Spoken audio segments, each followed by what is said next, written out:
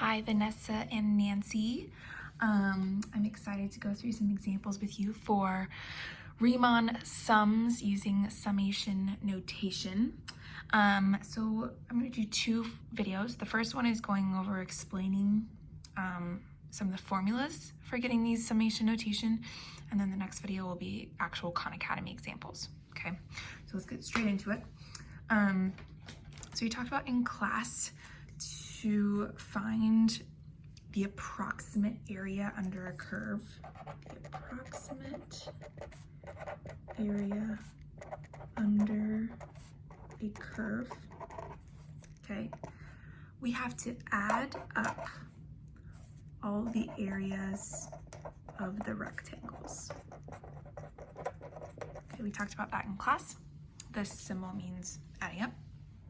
So areas of a triangle, we get that by timesing the height and the width together. Okay. Now, in a equation or a function, the height of the rectangles comes from the y value. And depending on which rectangle we're talking about, that is the height of that rectangle. And then we times it by the width of the rectangle, which is going to be change of x. Okay, so the two formulas we need to be focusing on is the formula for change of x. That's going to depend on the function and the interval. And then the formula for the x value that we plug into the function to get the y value, because depending on the left, we want to get the left x value. Depending on if it's the right, we want to get the right x value. If it's the midpoint, we want to get in between there. So this is actually a formula we'll be finding to plug into the function to find the height. Okay. So I want to go to an example here to start with getting our width, because that's, I think, a little bit easier. We'll start with something easier. So this is not necessarily Khan Academy example, but we're going to use this example to understand the formulas. So here we have a function x minus 5, the absolute value of x minus 5, going from 1 to 11, and they want 5 rectangles. So we're trying to find the change in x, or the width of each rectangle, and that's our change of x. Now you want to pause the video maybe and try to figure out, if we have 5 rectangles going from 1 to 11, what's the width of each rectangle? So if you want to figure that out, go ahead and give that a shot. Okay, so we're going from 1 to 11, that's actually 10 spaces, and dividing that by 5 rectangles, that's a width of 2. So what we did there is we took our 11 minus 1 to get 10, divided by that by 5, which is the number of rectangles, that got us 2. So our width of each rectangle is 2. Now, so that's a pretty simple formula we can put together. This we call our A value, we call 11 our B value, and 5 a lot of times we just use as n, the number of rectangles. I know Khan uses n sometimes as his I, so that might be kind of confusing, so I'm just going to use number of rectangles, r. Okay, so our change in x formula is just going to be our b value, our 11, minus our a value over the number of rectangles it tells us to do. Okay, so that's our formula for change of x. Let's put that on our formula sheet.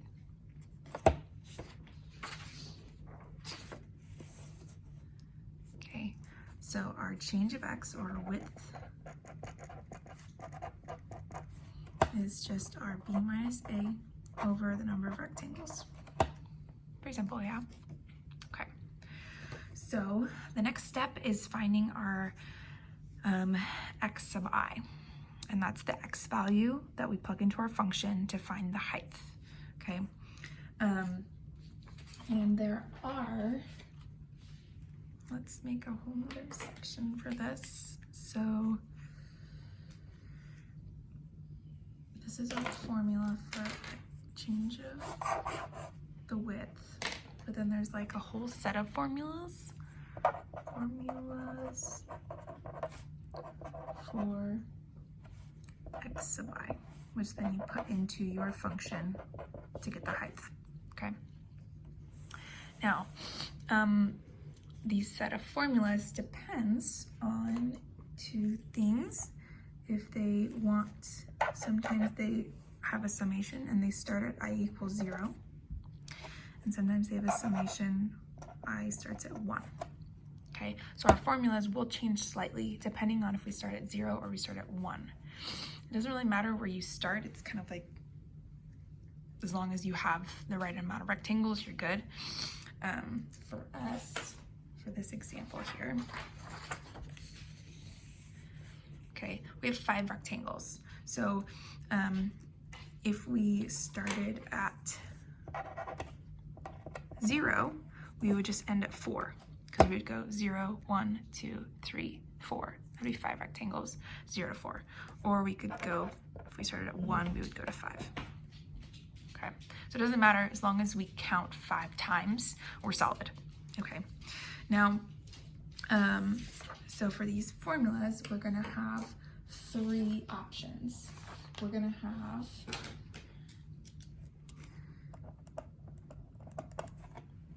the left approximation, we're gonna have the right approximation, and we're gonna have the midpoint approximation. They're all very similar, but just to get started, it's a little complicated. Okay, so again, we're getting that x of I.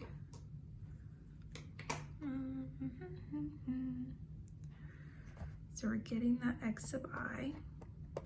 Again, the x value we would plug into our function to get the correct height.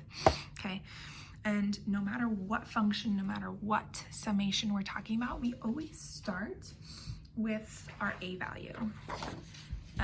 So for here, we're starting at 1. We're starting at 1, and we're going to 11. So when we're trying to figure out what x value are we going to plug into our function to get our height, we're never going to start at -2. We're starting at our a value 1. So we start at 1, and then we're going to add a width, our width, to get to the next rectangle. Okay, so we start with our a value always. And then we're going to be adding our width, okay, multiple times. We're multiplying it by which rectangle we're at, or which iteration we're at. Okay, so when I draw some rectangles on my example to kind of get an idea of what that might mean. So I'm going to draw my left rectangles here, and hopefully we'll see what this business means. Okay, so this is my example. I'm going to draw my left rectangles. So starting at 1, and their width of 2. So I'm going my width of 2. This is my width. And I'm going up to the left side. So that means I have to go up here. Should probably draw dotted. I'm going to draw the left and the right. And the midpoint. There's going to be a lot of color going on. Okay, so I want here on the left to start, I want to get my height from my x equals 1. So I'm going to plug in x equals 1 into my function, and I should get out 4. But this would be f of 1. And then my width would be 2. So to see how that might, let's keep drawing the rectangles. So then the second rectangle, I would go up on the left side. So it would be at 3, a width of 2. So I'd plug in 3 into my function, get out 2, multiply that by my width of 2. Same thing at the third rectangle, it'd be width of 2, but the height is 0, because at 5 it's 0. And then fourth triangle, width of 2, the height we get from the left side, which would be at 7. And then finally the last triangle, the fifth triangle, width of 2. And then the height we're getting from the left side, which would be from 9. And that height would actually be 4. There we go. So we've got our left rectangles. So I want to show you how this formula would help us get the x values that we're using, because we're using the x value 1 to get this height, we're using the x value 3. To get this height, we're using x value 5. To get this height, 7 to get this height, and 9 to get this height. If it was right side, we would use different x values. So it matters that this formula we're using. Okay, so if we're using the left with a summation I equals 0, and we decided that our formula was a plus change of x times I. I want to prove to you that this works. We start at 0 and we're going to technically 4. So if we start at 0, this is our first rectangle. So our a value up here, it says was 1. Our change of x we said over here was 2. We're timing it by 0. Our first rectangle, our first iteration for us is 0. So we plug in 0 here because our I is 0. We're starting at 0. So this gives us 1 plus 0, which is 1. Now for that first rectangle, this is the x value that we have to plug into our function to get the y value. So the 1 is correct. Let's try for our second rectangle. Now let's look at it first. If we look at the second rectangle, which x value do we use to get the height of this rectangle? We're going to use 3 to get the height of the rectangle. So let's see, if we plug in x sub 1, hopefully we get out 3 because that's the x value we use for our second rectangle. So again, we start with our a value, which is 1. Change of x is 2. We multiply by 1 because that's for our second rectangle. So 1 plus 2, which equals 3. Awesome. And this you can see continues. If we get our third rectangle, we should use x equals 5. So our third rectangle, I know it's 2.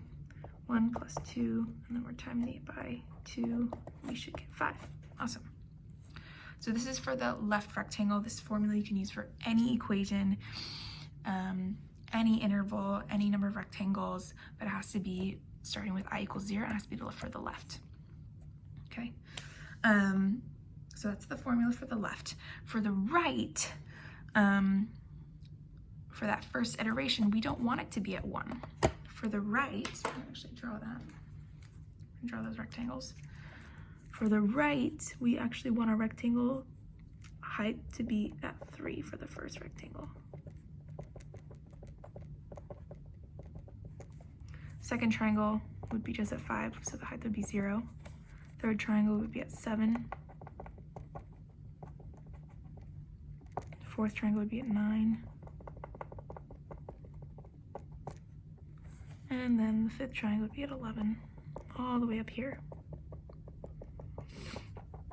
So instead of using 1, 3, 5, 7, and 9 for the left, we're going to be using 3, 5, 7, 9, and 11. So those are the x values we need to use to get the heights of our rectangles.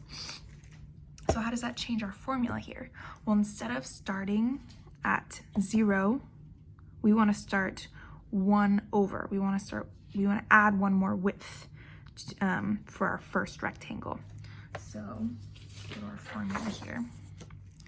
Our x sub I. Again, we always start with our a value.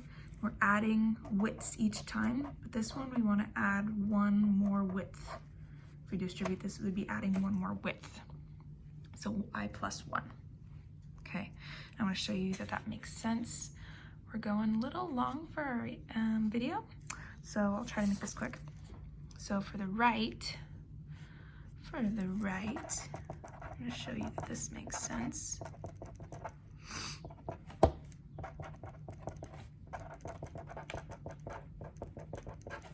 So for our first iteration, this would be that's x sub 0, our first rectangle.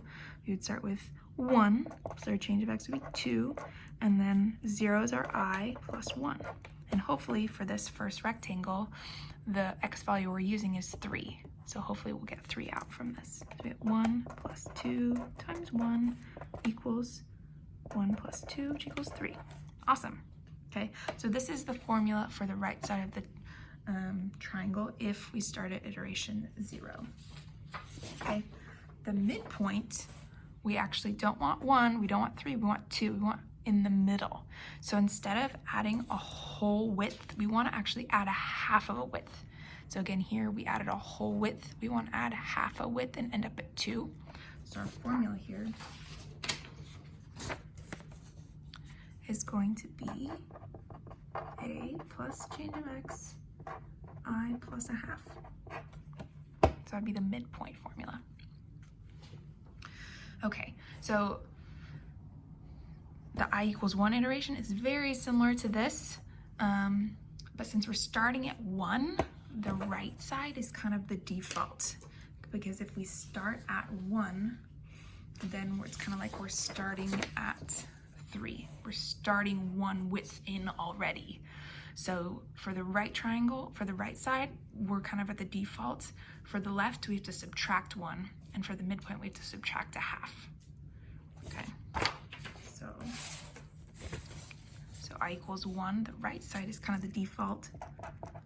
So again, we start with our A value plus change of x times I. Because we're starting at 1, we're not starting at 0. So if we plug in 1, we would actually get 3 here for our example. We're running out of time, so I can't go through that. Feel free to try that on your own. Prove me wrong if you can. All right, for the left side, we have to subtract 1. And then for the midpoint,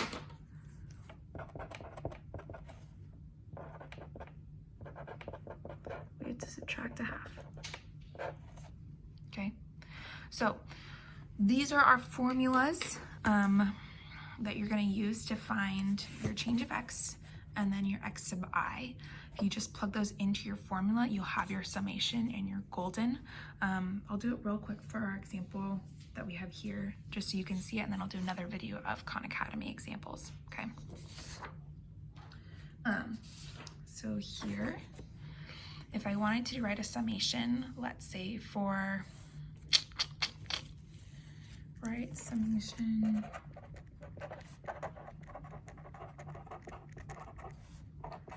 for left approximation, and they want summation starting at 1. Let's say that. And so we're going all the way to 5. Okay, so we set up the summation, and we're having f of x sub I times our width, right? That's kind of the basis of our formulas. So the x, let's try to find our change of x here. Our change of x formula is b minus a over the number of rectangles. Oh, and we have 5 rectangles here. We're going from 1 to 11. So we already know our change of x is 2. We don't need to do that. But what's our x sub I? So let's go back to our formula page. So I want to start at 1, and I'm doing my left approximation. So this is my formula I'm going to use. So my x sub I is a plus change of x, I minus 1. Okay, so my a, I already know, is 1, plus my change of x is 2, and then I got I minus 1. I can simplify this as much as I can. 1 plus, and then I'm going to distribute this here. So 2I minus 2, and I can put these together. So I've got 2I minus 1. Okay, this is my x sub I. I'm going to put this guy into my function here. Okay, so I already know that my function here is absolute value of x minus 5. So if I'm putting x sub I in here, that means wherever there's an x, I need to plug in 2I minus 1. So I can write this if you want. So this is going to be 2I minus 1. So every time there's an x, I have to put 2I minus 1. So this is going to be 2I minus 1 minus 5. Okay. And we'll do some more examples of this in the next video. So this, if I simplify, I've got 2I minus 6. Okay. So this is my function, technically x sub I, and I can put that into my summation up here. Okay. All right, so I've got my summation, I equals 1 to 5. My f of x sub I is absolute value of 2i minus 6, and then times my change of x, which is 2. This would be my answer on Khan Academy. Okay, hope that made sense. We will do more examples. This was kind of like an explanation of the formulas and also the formulas in itself, because Khan kind of doesn't give you formulas. He just kind of wants you to make up the formulas as you go, but I think these will come in handy for you. So if you want, you can like snap a photo of this, because this is really helpful. And then you can also snap a photo of that width, because those are the two formulas you'll be using. Okay, I'll see you in the next video.